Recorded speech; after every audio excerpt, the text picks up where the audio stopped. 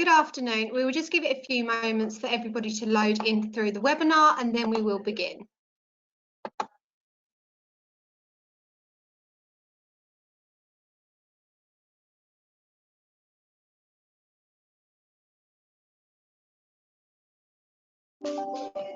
Excellent. So good afternoon and welcome to our Sports Science and Higher Education Degree Programmes webinar. I'm Kaylee, I'm a graduate from RITL and I now work within their marketing team. I'm joined here today by Mark and Greg, who are part of our academic team, and I'm also joined here today by Tyler and Ethan, who are student ambassadors. Before I hand you over to the academic team, I'm just going to give you a brief introduction to RITL University College and why it's a great place to study. So what to expect from our webinar today. As I say, I will give you a brief introduction to RITL University College. I will then hand you over to the academic team so you can then gain a detailed understanding of the courses that we offer in sport and exercise science. And then we will answer any questions that you may have. Please feel free to put through your questions at any point on your control panel, and we will get through to these at the end during the live Q&A session. So firstly, why come to RITL? We have a long-standing reputation for land-based courses since 1893.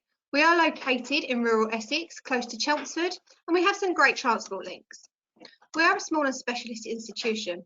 We are friendly, welcoming and supportive.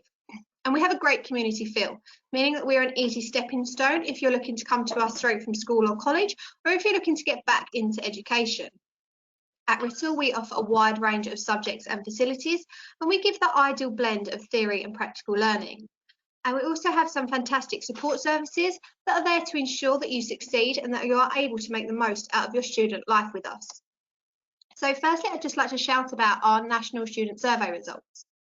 We were given a 92% overall student satisfaction, meaning that we were ranked highest in our university sector institution in England. And these are results from what our students think about studying with us. So our facilities, we are a large open campus of around 480 acres, and we are surrounded by beautiful gardens and countryside. We have our dedicated equine centre, including a working stud facility. We have our Titchmarsh Animal Centre, which is home to around 250 different species. We have our Canine Therapy Centre, our 100-acre working farm. And then moving on to our main campus, we have our library, our careers advisory service, and we also have our purpose-built higher education study hub. We have 14 halls of residence. We also have our garden room restaurant, our Time Out Cafe, and our Starbucks pod. As well as this, we have our recreation and fitness centre, and this includes a gym and free weights room. We also have a design studios, research labs, glass houses, and our multi-faith room. So as I mentioned, we are in a great location in a beautiful Essex village. And within RITL, you'll be able to find a Co-op supermarket, as well as pubs. There is also a famous Tiptree room. We also have a doctor's surgery and a pharmacy, as well as a few restaurants. We are very close to Chelmsford, just 2 miles away. And taking a break from studying, you can visit Chelmsford and you will find some fantastic shopping centres.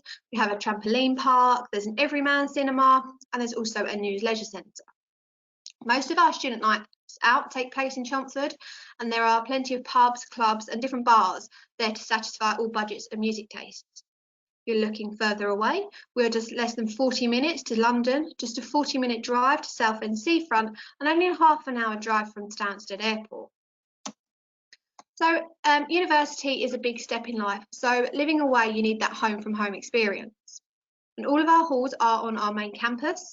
There are 14 halls of residence in total with around 400 rooms. We offer a wide range of room options from a single room to a double ensuite, depending on your budget and your preference. We also have within the rooms, common room lounge that has a small kitchen to make snacks and small meals over the weekend. Included in your accommodation price is a meal allowance, and you can use this within our garden room restaurant, our Time Out Cafe, as well as our Starbucks pod. We also have within Time Out groceries and the ability to buy some snacks there. We have our laundrette on site, which you can use via an app on your mobile phone, and all first year students are guaranteed a place in our halls of residence. So as well as great academic teams, there is a life outside of learning. And we have some fantastic support teams, from our learning support and our wellbeing to our student success team and our career support. we have a very welcoming Students' Union. And the Students' Union is there to help with the social life activities and the clubs. This year, starting was a little bit different. So we had to make sure that our entertainment was COVID safe. So we had some SU bar events and then moved to online fun activities. Hoping that we get back to some normality, the SU will start to be able to run some themed fundraising nights. And the SU is also responsible in helping students set up sports and societies as well as social nights. The SU team is small and friendly, and there are opportunities for you to get involved with this outside of your studying. So before I hand you over to the academic team, I'm just going to show you a short video about Writtle University College.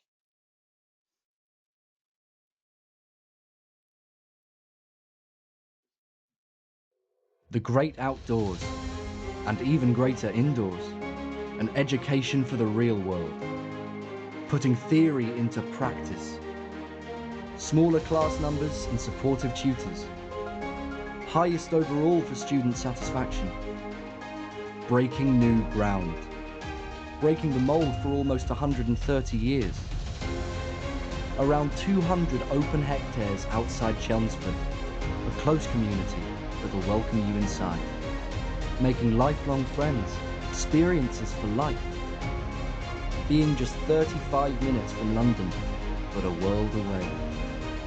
Discover our hands-on, industry-recognised courses, putting theory to the test, putting alumni in high places, putting your career first, putting science into practice. So that's just a little whistle-stop tour of an introduction about Writtle University College. So I'm now going to hand you over to the academics, who are going to talk to you a little bit more about the courses that we offer. Okay, good afternoon.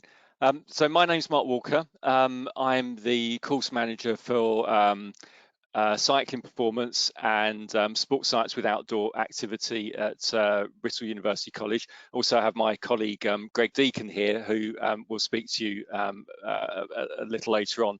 I'm going to run through a short presentation with you now to give you an oversight of the courses that we offer. We offer a good portfolio of sports science courses, and explain a little bit more about what they mean and the sort of experience that you'll have when you'll start at Writtle University College.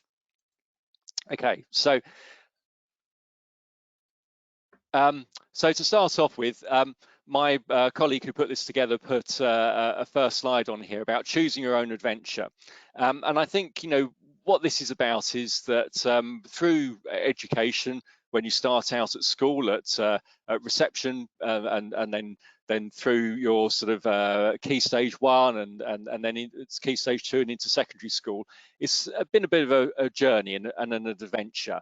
And when you move on to higher education, it's the start of a new adventure.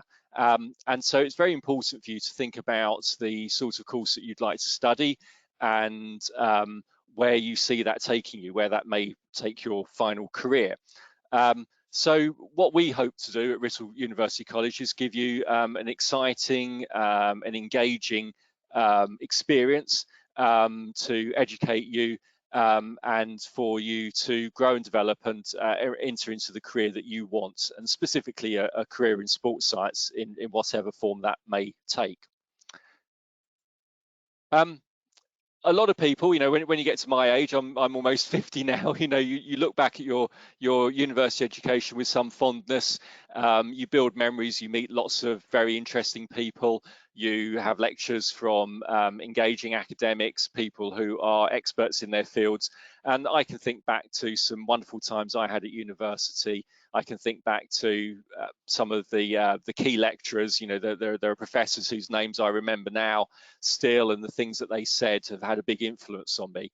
And we hope that when you come to Writtle University College, that you have a similar experience, that you build friendships that last for a long time, that you learn about exciting and interesting topics that broaden your horizons, that you have opportunities to develop a career that you find exciting. You know, there's no better thing than to go to work and do the thing that you love, and for it not to really feel like work.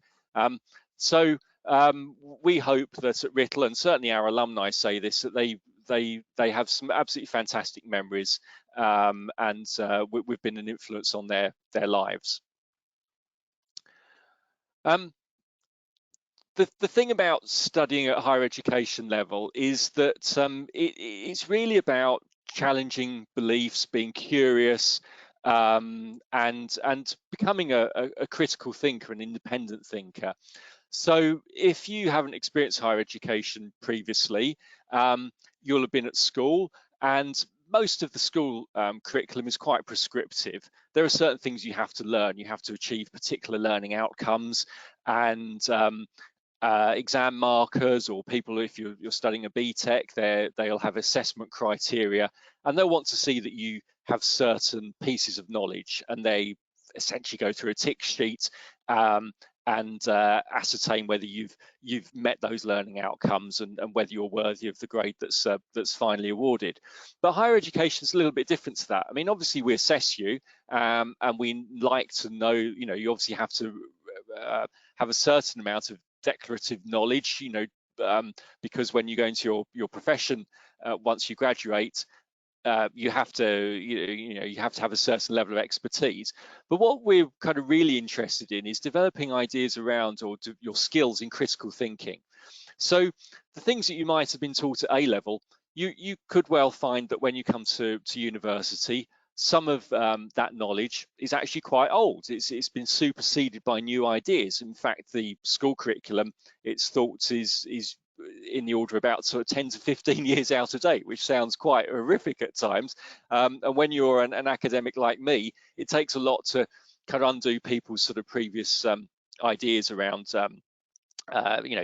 different things in sports science, whether that's sports nutrition or exercise rehabilitation or models of fatigue, those sorts of things. We start to really delve into those in a lot more depth, and we start to challenge ideas, and we challenge the ideas that were in the school curriculum. We challenge ideas of different academics, and what really drives that is your curiosity. The sort of people that we want coming to university are those who have a real passion for their subject, like the staff that you'll meet here, and who want to keep reading and keep delving into a topic until they have a full and deep and complete understanding of it. And inevitably what you find then is that you identify all the controversies, all the grey areas. And in fact, a lot of academic knowledge does consist of a lot of grey areas and a lot of conflicting ideas. So that's the type of learner that we want to develop at Writtle, and they're the types of students that we would really welcome attending any of our courses. So having sort of spoken a little bit about our philosophy, what I'd like to do now is talk about the courses that we offer. So what we essentially have is a core framework of sports science that we deliver. And off that, we have a number of different programs. So for example, on my screen's, whoops, what's going on here? It's progressed on its own. Right, so we have a core framework, and we have different pathways that you can pursue. So we have a coaching pathway, we have cycling performance, we have chronic health conditions, and we have outdoor activity.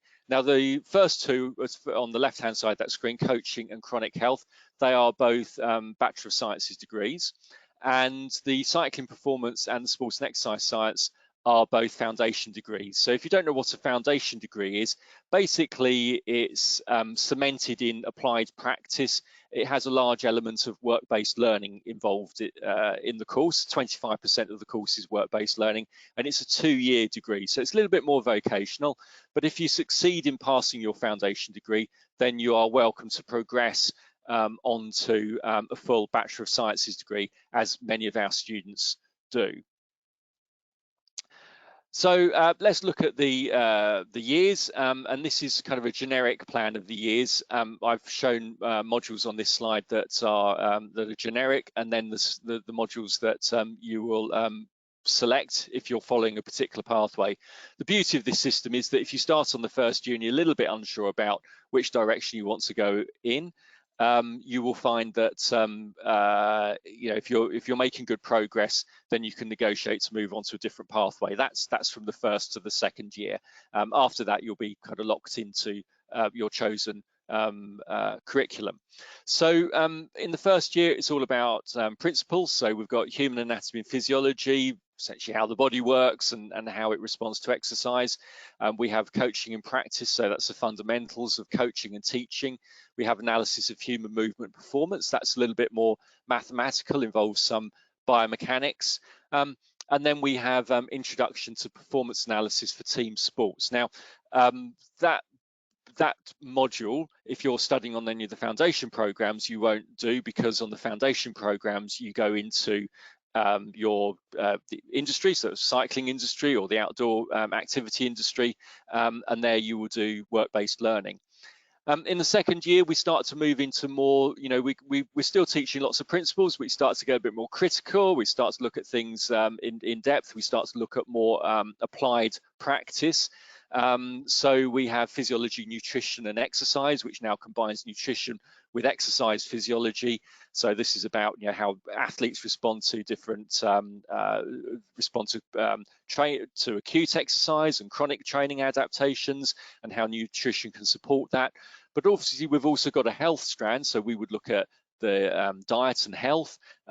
We have health psychology as a module.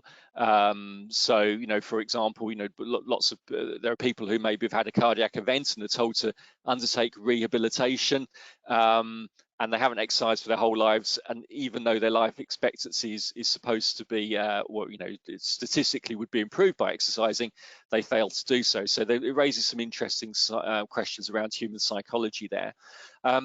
We've got a module on strength and conditioning. So this is principles of training, essentially, and writing periodized programs, resistance training for endurance, resistance training for strength, and explosive sports. And students study a lot of different case studies in that module to understand how training principles are applied to different competitive environments. But again, also, you know, you can look at health and rehabilitation. Health and rehabilitation comes out in the bespoke model. So, for example, chronic health conditions, we've got exercise referral there. This is looking at referring people for exercise rather than medication, as it's been shown that with things like obesity, type 2 diabetes, and maybe, you know, things like high blood pressure, hypertension, that actually is, in some cases, it's better to prescribe some exercise rather than medication. And it's also obviously cheaper for the National Health Service to do that. So we look at that exercise referral, those sorts of exercise referral programs, and evaluate those. And under the coaching, we've got innovative and inclusive practice, and coaching and leadership, which kind of does exactly what it says on the tin. We take the coaching from the first year and really look into coaching science in greater depth, but also develop people's teaching and leadership skills from that. And then in the third year, this is where we really start to put things into practice if you're doing the full Bachelor of Science degree, where we start to look at things like applied coaching science, or applied sports and exercise psychology, applied exercise physiology. And this is where you'll find the staff with their expertise are very good at showing how you take what is written on the page and then turn that into applied practice. And sometimes that's quite difficult. What theoretically you should be doing in the real world is very difficult to put into practice, and so there are lots of compromises, and you have to take a pragmatic approach as a practitioner. And so you learn a little bit more about that and get opportunities to be involved in applying that knowledge in real world settings, for example, doing case study where you coach an athlete. And then we've got some other sort of interesting modules here. There's lots of variety in the third year. In fact, lots of opportunities for you to choose what you want to do. So, for example, the research project for your dissertation, we give students a free rein. I mean, a lot of universities, you have to study a research project that is very closely linked to what your academics are delivering, you know, are researching themselves. Whereas what we allow students to do is to come up with research ideas, and they've come up with a rich variety of different ideas that we always supports, provided they're things that are robust and valid to do. But we've got things like topical issues in there. You get to look at current developments in sports science, whether that's along the lines of sports science itself, or it might be looking at aspects of science in sports science in society or sport in society. So real amount of diversity there, and if you can sort of persevere through the first couple of years and really get those foundations, and you find in the third year it really does set you up for your future career. Our assessment strategy has always been very forward-thinking, very innovative, pretty novel in some cases. We have other academics come to oversee what we do, for quality assurance purposes, and they always steal our ideas and go back to their own universities and implement our some of our assessment strategies, because they're constantly impressed by what we do. So in the real world, writing essays is useful, like writing lab reports is very, very useful, but actually in the real world you do lots of other things. You might be writing for a magazine or a newspaper. I've written popular science articles. You might be working on case studies, working with real clients. You could be keeping journals, records of your development as a coach. You might have to write emails explaining technical topics in words that your coaching clients or their parents understand. You will be putting in place coaching interventions. Infographics are now a really sort of succinct way of communicating complex topics in an easy way. And so you might find yourself in the real world producing infographics. So all of those forms of assessment, all of those skills that you would need in the real world, we've turned into assessments, because we think, well, you need to experience that before you go into the workplace. And so what better than to learn those skills at Writtle University College and then go and apply those and have a leg up over many other people who maybe haven't done that in their university education. So what makes Writtle special? Well, one of the things is that, as I said already, you get an opportunity to study areas that you're interested in. So the chance to focus your research on areas of interest in your dissertation. If you're involved in cycling, outdoor activity, we have very good partnerships. We have a great partnership with Essex Outdoors, so you can go and use their facilities. You get real world examples of working in practice. You can apply that underpinning theory in the real world again, and have those discussions with your academic staff about the difficulties you might face in doing that, but also the joys of working in an applied way. And we have industry contacts. In fact, a lot of our staff are involved in the industry, and you've got a sneak preview of some of our slides to come. We've worked with Essex County Cricket Club. We've had students go out and do testing. We've had students do testing for projects. We've had students go out and observe coaching sessions, what goes on in the real world. We've worked with English basketball. I, as a cycling coach, work at very high level. I've worked with World Tour cyclists. I've worked on the World Hour records with aerodynamicists doing wind tunnel testing and all manner of things. All of the staff here have got experience. West Ham United Football Club, nutritionist, the list goes on. And of course, here on this slide now, we have some examples. So I'm Mark Walker, so you can see my sort of brief resume there. David Dixon, he's a nutritionist. He's very interested in gut health, endurance running. He's the guy who's worked with West Ham United Football Club. He's worked with the National Ballet as well. So people don't often think about dancers and the parallels with sport, but they exist, and we've had dancers study on our course in the past. Laura Northeast, absolutely crazy about squash, and she works with elite squash players and does very interesting cardiac rehab, and did her master's by researching cardiac rehab. And Mark Williams, he's a strength and conditioning coach. He's actually undertaking a PhD part-time at the moment, and he's interested in how people learn movement skills and how that can be optimized through better coaching. So why study at Writtle? Well, we've got all these study program options. As I said, there's a lot of flexibility in what you can do, moving between different pathways. We have a diverse range of assessments. We have very small teaching groups, which our students like, so it's unique. You get to know all your staff by name. If you've got issues, concerns, you can get in touch with the staff very, very easily through this whole COVID pandemic. The staff have been enormously supportive, and I regularly have online tutorials with students who may be having to isolate, or as we are at the moment in lockdown. And I think we kind of have a nice kind of family feel here, really. We all watch out for each other. As I said previously, we've got those strong industry links, and all the staff are applied practitioners in their fields. So that brings me to the end of my presentation. I don't know if Greg would like to just add any comments to that. Hopefully I've covered most things. Yes, Mark, it's thank you very much. Yes, I think you did. I would have welcomed some questions, so I want to leave enough time for that.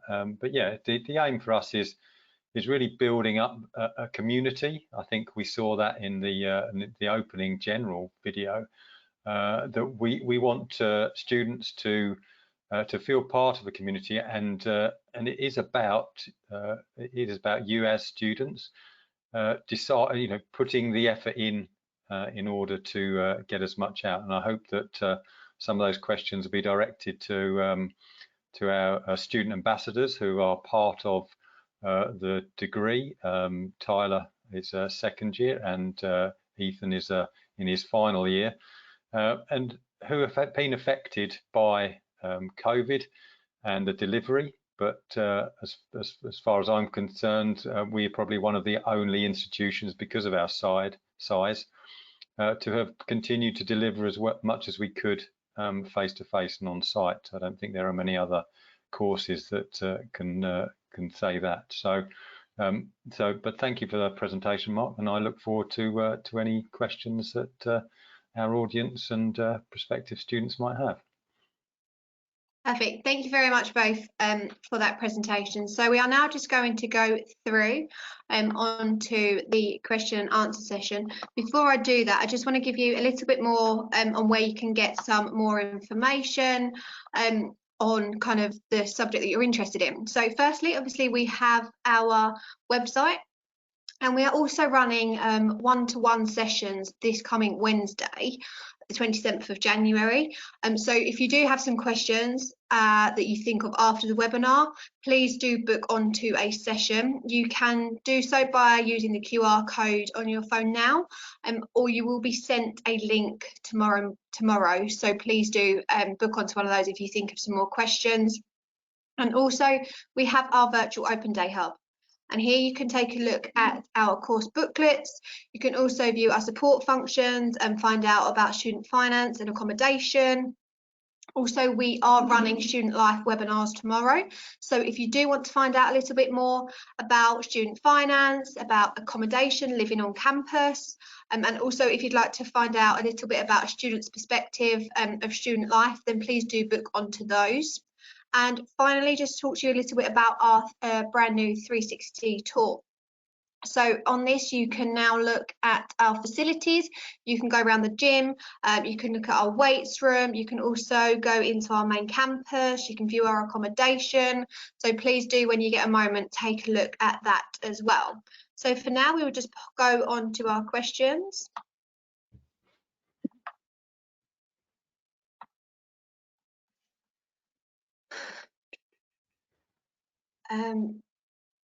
Are there any sports clubs at Writtle that I can join? Tyler, I don't know if you want to take that on. I know you're quite... Yeah, I'll get it. Yeah, cool. There's many sports clubs. Again, we've alluded to the fact that we have small numbers. So small numbers, we may not be able to participate in a sport of great numbers. But what we do have is sort of that Sports Wednesday where we have that inclusion. We can either go and have sort of mixed rugby. I'm a rugby fan. where we can go and have mixed rugby. We can throw the ball around. There has been some netball and football, but again, if you've got some sort of sport that you can come and add something to it, and again, just get a collective of people to go and do it, you know, Riddle's sort of your oyster. You can run with it, and it really is promoted. On my first year of studies, I was fortunate enough to actually coach the rugby team, which was great. You know, we fielded a team, and we had a good couple of games, and again, I had a great cohesion because we had sort of that Sports Wednesday, and everyone was up in that student bar on the Wednesday, and then escapades can go from there. We better cut that out soon, Tyler. If I can add to that, yes, it's what we try to do is we have obviously an engaging students' union and sports development department. So if you are interested in any other sports, they're there to support you. So we have supported individual athletes, but we've also Mark allude to this. Cyclists have taken part in time trials and have gone to BUCS competitions. In terms of next year, we're trying to be part of leading in 3x3 basketball, which means that we're hoping to set up and be the lead on the first 3x3 BUCS or AOC as it's now competitions. Perfect, thank you. You said about small numbers. How many on average are in a cohort? Right, it varies. I mean, I don't think we've had in recent years classes above 20 in a particular cohort. So it's yeah, I don't know, kind of 12 to 15 often at the moment, but we do have students across a number of different courses. A lot of the teaching, as I showed on the previous slides, is common to all of those courses. So for example, human anatomy and physiology, everybody does that. But then you might find that if you're a cyclist, for example, you will then have classes for your working in cycling and you're developing a career in cycling, which are the work-based learning modules, where you would only have the cyclist present. So you might have 5, 6, 8 cyclists, and typically they're the sorts of numbers that we have on the cycling program. Similarly, the same thing would happen if you were an outdoor activity student. So on the whole, you're in sort of good classes and smaller than, you know, many secondary school classes. Tyler or Ethan might want to come in. All I would say is that Mark's right.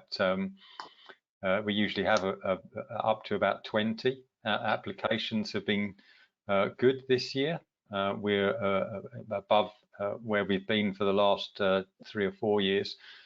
So I would expect class to be slightly above that, but no more than probably 20 to 25. Yeah, I've got 12 in my class, so and that was one of my reasons to choose Rittel, was the fact that we can have that close cohort and you can sort of have that one-on-one tutoring than you would be in a classroom, you know, 30, 40, 50, where you're just sort of a pixel in the background of a lecture room. So this is a lot sort of one-to-one tutoring, or the opportunity for that.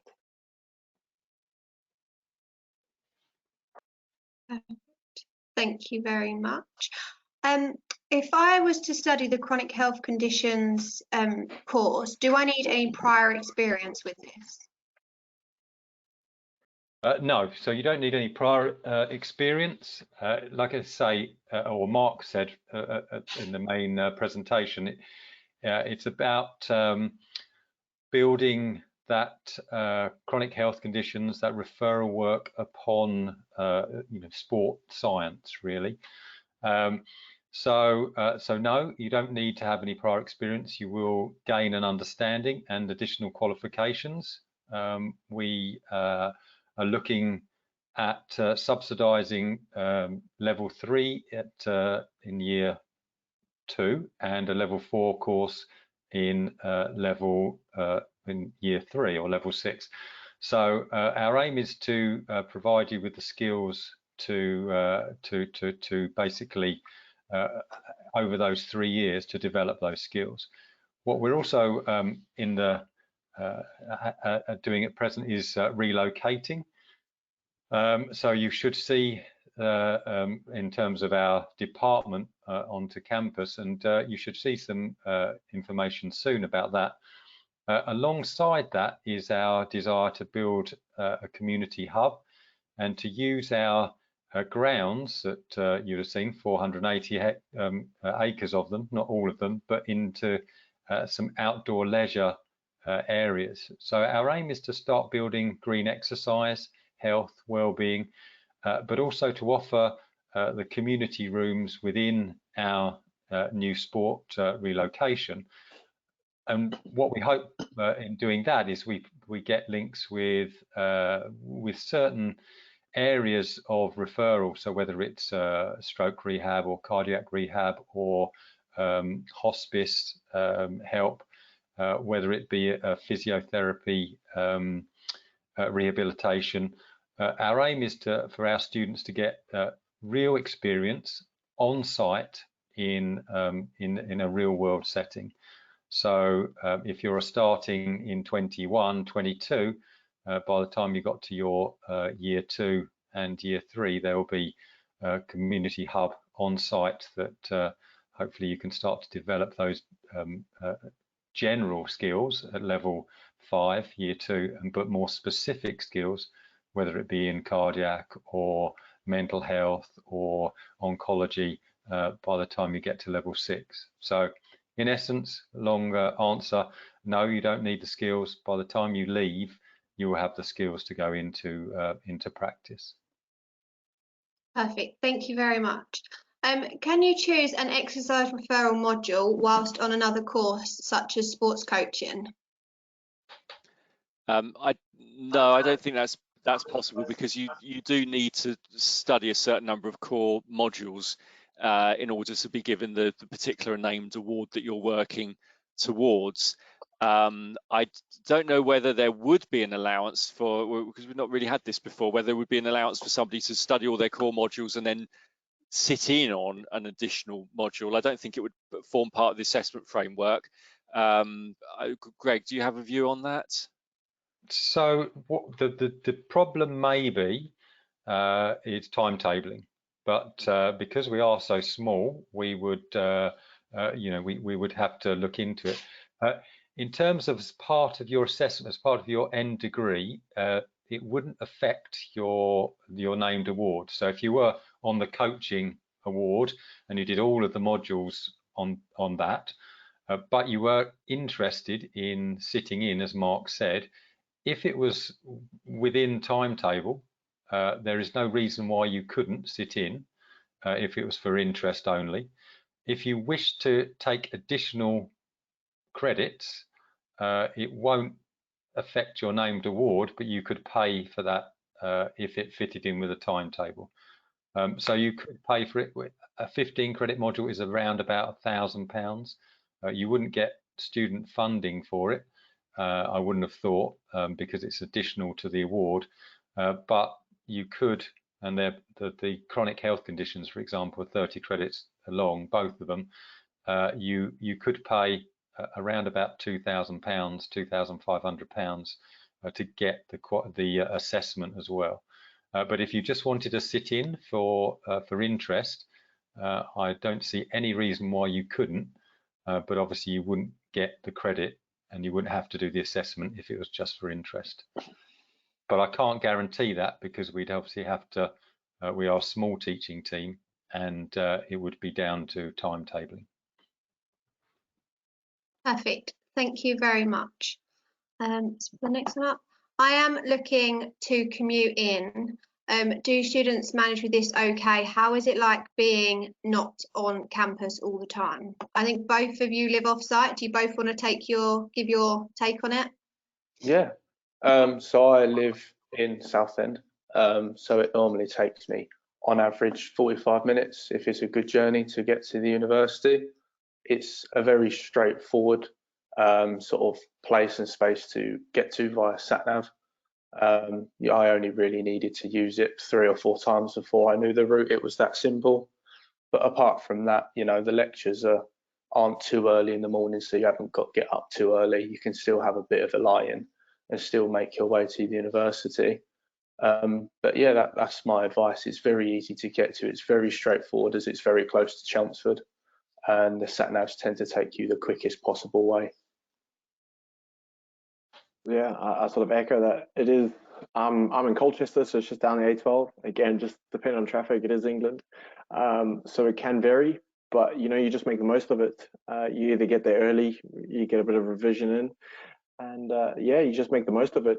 I think living off campus and then also being close to the facilities and living out, it becomes that best of both worlds. You have the uni life, but then you also have your home life that you might be coming away from.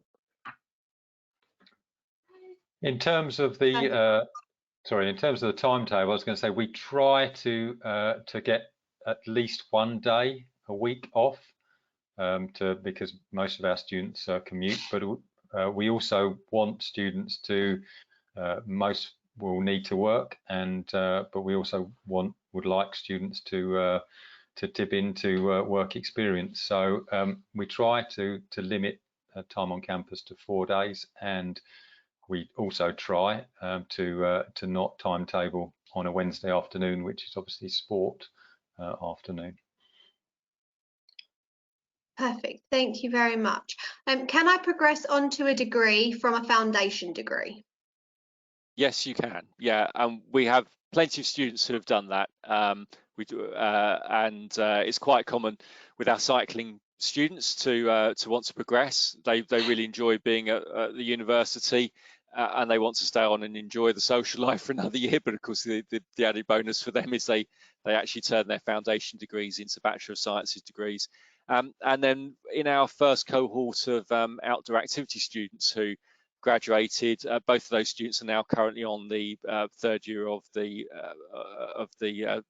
well, it's a different program to the ones that we're offering at the moment, but sports and exercise performance program, and I think they're enjoying their third year as well. So yeah, but definitely you just have to pass that foundation degree and not have any kind of disciplinary issues, and you'll pretty much be accepted straight onto it.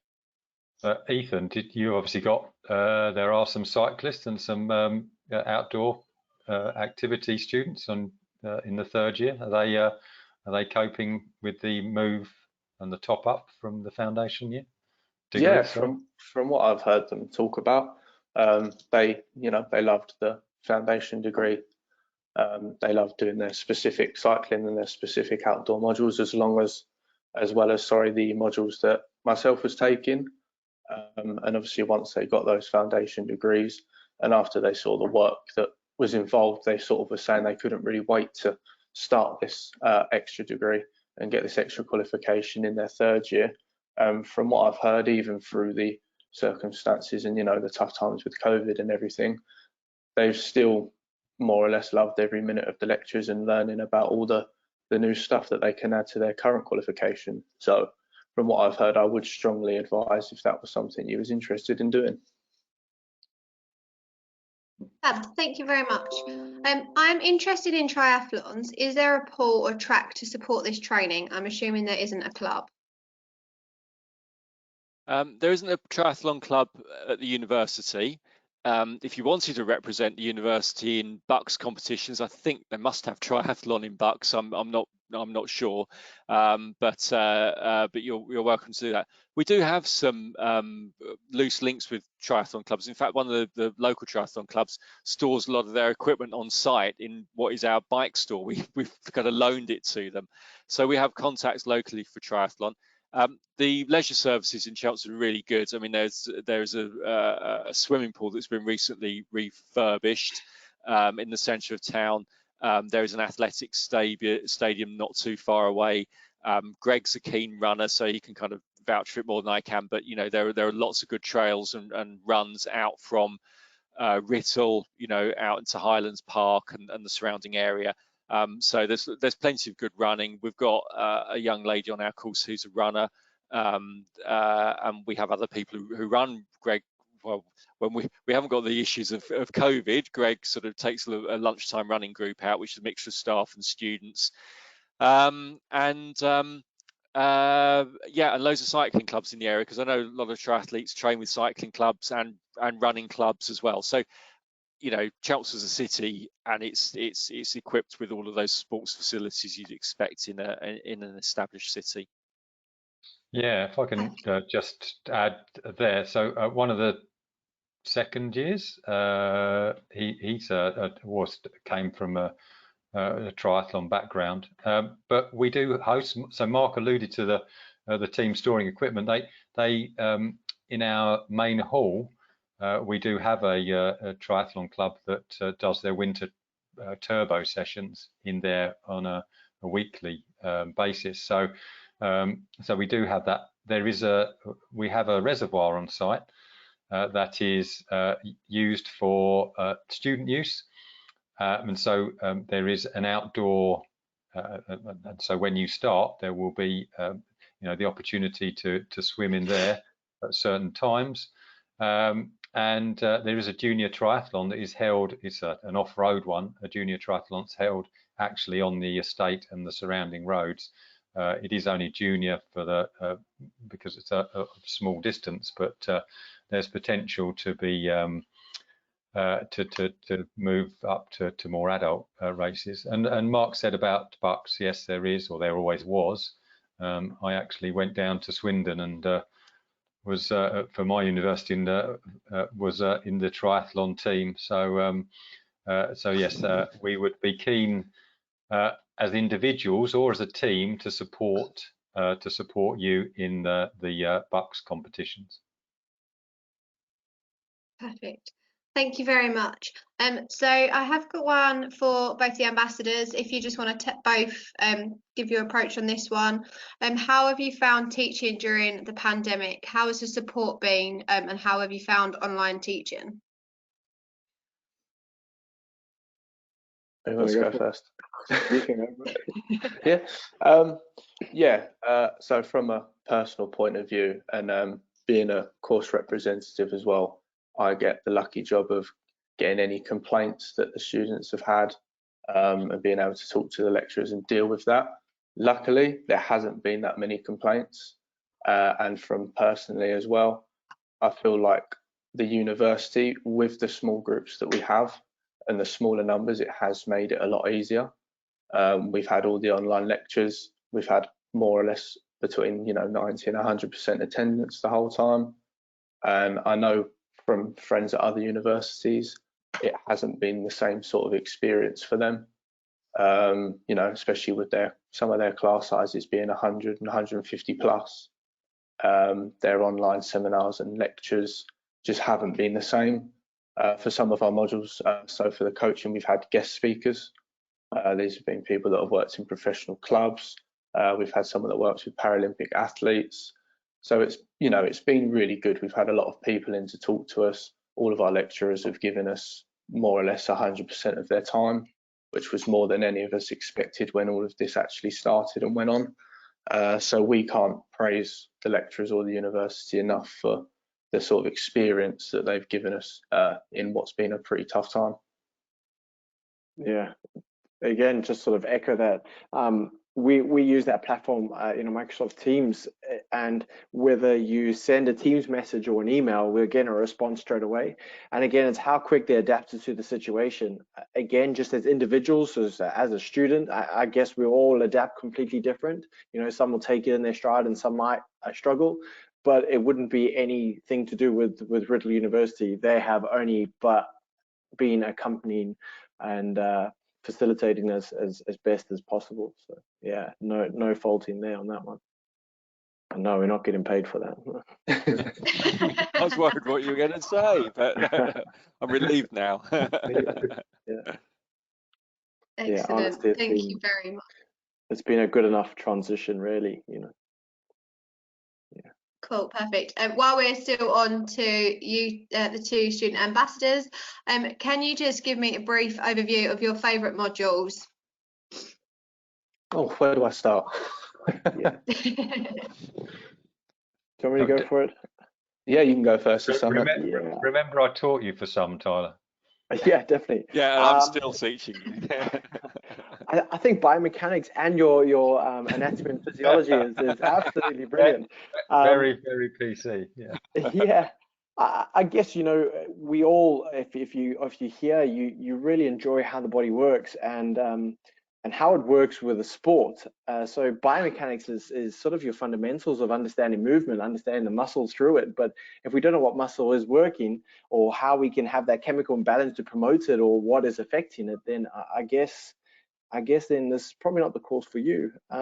But yeah, I think it's just sort of putting it to practice. I think I came to this with a million questions and not many answers, and here we can sort of go in and you know, we can argue the point of some research that has been presented. You know, I'm sure in many sports aspects, many people go off on their own ideology of it, and it ends up becoming your buy-in into it. So I really do, you know, we have so many modules that has really just elaborates on all those aspects, which is fantastic. We look forward to it.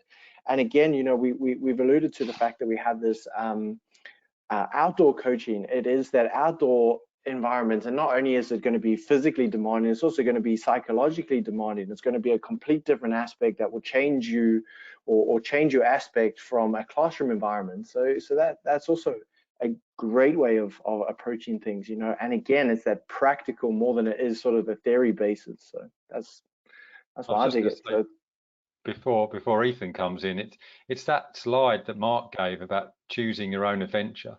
You will get out of those sessions something different, each and every one of you. So it really is about, you know, what you put in will get what you put out. But as Tyler has alluded to there, it really is that communication, it's that conversation, it's that critical looking at research. But our aim as the team's aim is to facilitate your journey and your interests and what you want to get out of those modules. So whether you are interested in physiology or psychology, it really is about us getting the best out of you. And I hope that's what we do. But I'll pass on to Ethan, who obviously, I've given him time to think what his best was. Yeah, just to sort of quickly reflect on what was said by both of them. I think for me, I sort of left college. I did football with my college. I left college thinking I knew pretty much all there was to know about the body and how things work. And I think that could be said for most sports students. And then I came to university, like Tyler, with a million questions about a million different things. And I'll have to say that every single module we've done has given each of us students a different idea, not only about what we sort of understood and now understand even more, but also when it comes to career choices and things like that. So for me, coaching has probably been one of my favorite modules. I've always wanted to be a PE teacher, and I'm sort of been lucky enough, I've been accepted to do my teacher training next year. So for me, all of the coaching and how the different methods of coaching and how that can be transcribed into teaching and things like that have been really important. And then again, you know, the biomechanics, everyone wants to know how the body works, what muscle does what. Is, you know, it's one of the most interesting topics. And for me, playing semi-professional level of football at, you know, a really high level, that sort of allowed me to elevate that a little bit further and start doing exercises and training on different muscles that I didn't know I could actually do before. So I think you will get out of the modules what you put in and what you want to get out of them. You know, there'll be modules that you find a little bit more interesting than others, but that doesn't mean you won't get out the main principles of what you want to get out of those modules and take into your further careers and choices that you make about different sports further on. Perfect, thank you very much. So we've got a question stemmed from that there. Ethan mentioned about going off to do his teacher training. What other careers have graduates gone on to do? Well, graduates have gone on to do, you know, a whole host of things. I mean, the one thing I do say to people is, you know, if you want to go into a career in sports science, you have to, or coaching, you really have to do the groundwork whilst you're at university. Sports development is another example of that. these days it isn't enough to use your degree as a ticket into a particular job. You have to show that you've got some kind of applied experience, practice in that area. So if you're interested in sports development, you know, you want to go out and do volunteering with local clubs, you want to go and work in a sports development office, and we've put people in positions like that. If you want to go into exercise rehab, you know, it's a good idea to have experienced that. And of course, now with our chronic health conditions pathway, it's possible to do, well, it always was possible beforehand, but it's possible to do that now. We've had students who have gone on to study physiotherapy, and even come back and then lectured for us in sports medicine, having studied with us and become physiotherapists. We've had students go into, well, one of my cyclists has become a professional cyclist. I mean, I'm not saying everyone can go and do that, but he now is in the top level of the sport. We've had numerous people have gone into teaching. I mean, that's a really popular area. So not only sports teaching, but also science teaching. And a lot of schools these days don't want to just employ a sports teacher. They want that sports teacher to have another subject. So they often become a biology teacher with PE. We've then had people, and you know, when you think about a sports science degree, it covers lots of different areas. So you've got psychology, you've got leadership, you've got physiology, you do, you know, a lot of maths because it's science. So you've got mathematical skills, presentation skills, writing skills, with all of those, that wide variety of assessments.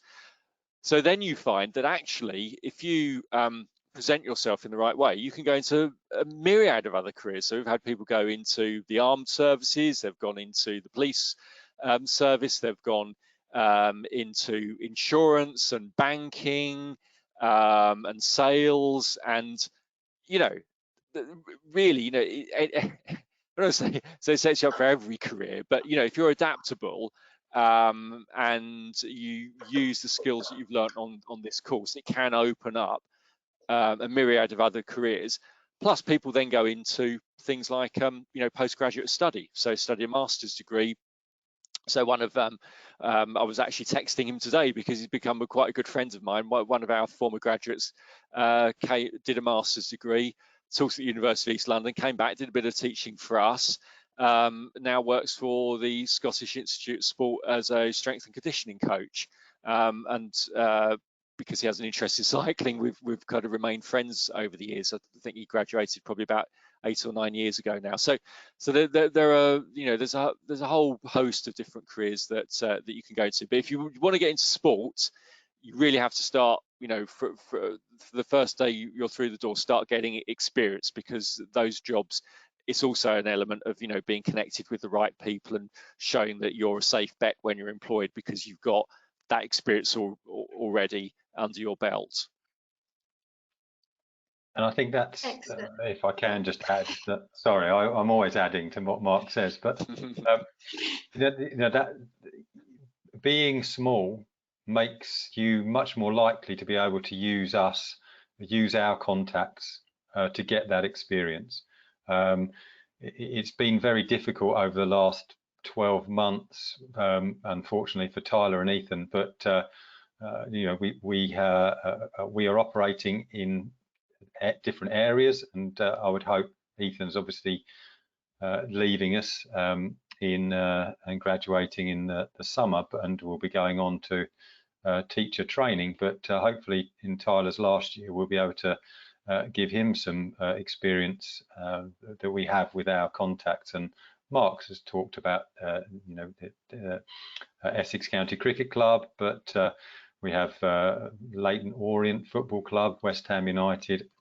We have local schools that we've been working with, Basketball England, 3x3. There are many opportunities, and the smaller cohorts get a far greater slice of that pie than you would if you're in a much bigger institution that and you're in one of the group of 100, and if you times that by 3 years, you're 1 in 3 to 400. So that work experience, as Mark has said, is vital, and I think that's really what sets Writtle so far ahead of their of other institutions, is simply because we can give you and make those links for you. Excellent. Thank you very much. So I think we've just had another question pop up. Oh, no, it was just a thank you. Fabulous. So we are coming to the end of our webinar now. If you do have a question that you want to ask, please do pop that in quickly. And if you do think of something after the webinar, please do not worry. As I say, we are running the one-to-one sessions for you next week, bookable sessions from 3 to 7 p.m. So please do book onto one of those if you think of some more questions. Before we leave, I'm just going to show you a quick video on how to access our virtual applicant hub. So that will be it from us. Thank you very much for joining us this afternoon. Hope you have a lovely weekend, and we hope to see you in September.